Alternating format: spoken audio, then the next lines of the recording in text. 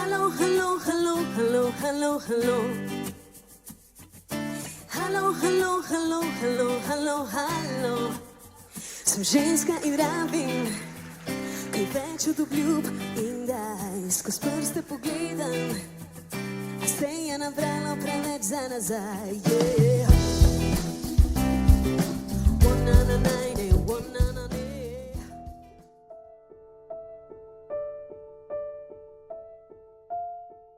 V bistvu moram priznati, da do zdaj nisem zaznala nekega nasilja v svetu glasbe.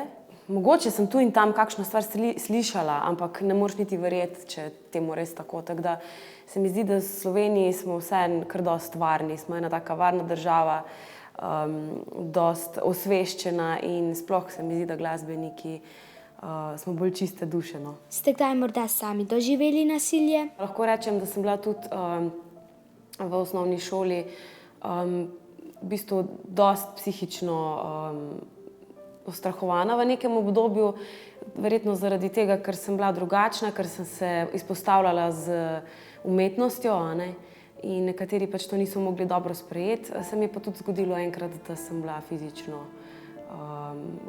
potem, ko sem šla iz šole domov, ne bom rekla napadena, ampak skratka, ni bila lepa situacija in vesela sem, da imam starše, ki me res podpirajo in so se zame borili kot risi. Kaj ste potem naredili? Jaz mislim, da je predvsem, če se ti nekaj takega zgodi, zelo pomembno, da to ne pogrevaš in da dejansko to sprejmeš in predelaš in da ostaneš pozitivno, da verjameš v dobre ljudi, zato ker niso vsi takšni. Kaj naj naredi otrok, ko vidi nasilje? Jaz bi svetovala otroku, ki recimo vidi nasilje, da prvo to staršem sporoči. Mogoče, da tudi, če gre v šoli za takšno stvar, da gre do psihologinje in mogoče tam pove. Saj konec koncev lahko ostane anonimen, ni treba, da se ga poimenuje. Skratka, najslabše je pa biti tiho. Zakaj je treba reči ne nasilju?